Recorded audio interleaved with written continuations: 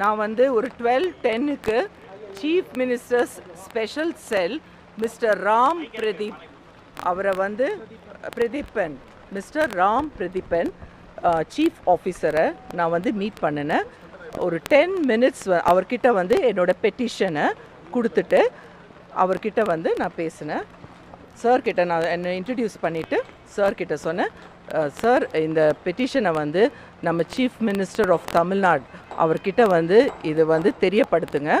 கண்டிப்பாக இந்த அவங்க ரொம்ப வந்து என்னை வந்து ரொம்ப ரெஸ்பான்சிவாக என்னை வந்து அக்செப்ட் பண்ணிவிட்டு அவங்க சொன்னாங்க, கவலைப்படாதீங்க madam, definitely we will forward this petition to the chief minister, we will inform this to the chief minister of Tamil Nadu அப்படின்னு சொன்னாங்க.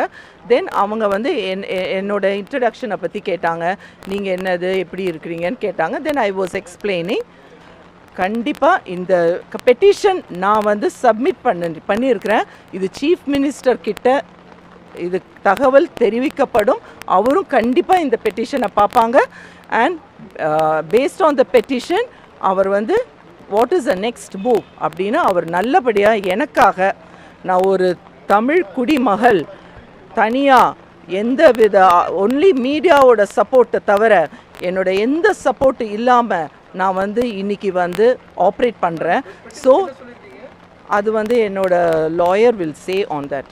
Okay, so as an individual இந்த ஒரு சராசரி மனைவி எப்படி வந்து ஒரு ஹஸ்பண்டுக்காக அவரை வந்து சீக்கிரமாக கூட்டிகிட்டு வரணும்னு ஆசைப்படுவாங்களோ அதே ஆசை தான் எனக்கும்.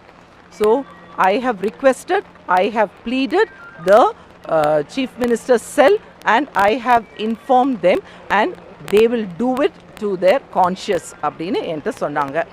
அண்ட் இதில் வந்து நான் வந்து ப்ரீவியஸாக நேற்று வந்து ஒரு வீடியோ பண்ணியிருந்தேன், ஒரு அப்பாலஜியை வீடியோ பண்ணியிருந்தேன். இந்த அப்பாலஜி வீடியோவே என்னோட ஹஸ்பண்ட் வந்து 3 லாயர்ஸை வந்து சென்ட்ரல் ஜெயிலில் வந்து அவங்க போய் பார்த்தாங்க. ட்ரிச்சி சென்ட்ரல் ஜெயிலில் பார்த்தப்ப வந்து எங்கள் ஹஸ்பண்ட் தான் சொல்லியிருந்தாங்க, என் ஒய்ஃப் கிட்ட வந்து நீங்கள் இன்ஃபார்ம் பண்ணுங்கள், ஒரு அப்பாலஜி வீடியோ போட சொல்லுங்கள், ஒரு அப்பாலஜி லெட்டர் வந்து ட்விட்டர் ஹேண்டிலில் போட சொல்லுங்கள் அப்படின்னு சொன்னாங்க. ஸோ அக்கார்டிங்லி என்னோட ஹஸ்பண்டோட இன்ஸ்ட்ரக்ஷன் படி through the lawyers I got the information and I have done it. எனக்கு என்ன சொல்கிறாங்களோ அது நான் செஞ்சேன். அதுக்கப்புறம் வந்து அந்த பர்டிகுலர் வீடியோவை வந்து நாங்கள் ப்ரைவேட் பண்ணியிருக்கிறோம். அந்த வீடியோ டெலிகாஸ்ட் ஆன டேட் வந்து 30th April 2024.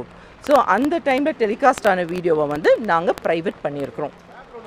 தேதி இந்த வழக்கு தொடுக்கப்பட்டிருக்கு. அதாவது முதலாக இது தொடர்பான வழக்கு கோயம்புத்தூரில் தான் பதிவு செஞ்சப்பட்டுச்சு 3ஆம் தேதி. 10ஆம் தேதி அவர் புதுதில்லியில் கைது செய்யப்பட்டார்.